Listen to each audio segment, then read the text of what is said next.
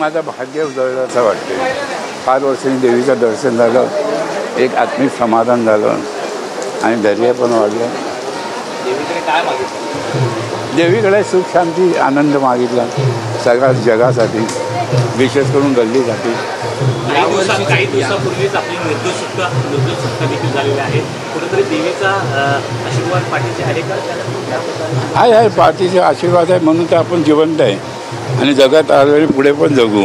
आशीर्वाद आहेच. दरवर्षीचा नवरात्र आणि या वर्षीचा थोडासा वेगळा आहे, कारण की दरवर्षी पॅरोलवर येत होता, आता कायमस्वरूपी बाहेर आले. हां तर थोडे विशेष आनंद आहे असा. देवीच्या येण्याने एकूणच भायखळ्यामध्ये आम्ही गणेश उत्सवामध्ये बघितलं, नवरात्र उत्सवात आपण फिरताय, विविध मंडळांना भेट देत आहे. आपल्याला बघून इथला परिसरातले नागरिक देखील मोठ्या प्रमाणात खुश होत आहेत. काय सांगाल? भरपूर जुन्या आठवणी आणि उजाळा देतात. काय काय जुना लहानाचा मोठा मी झालो. सगळे मला आपला समजून वागतात, मानतात.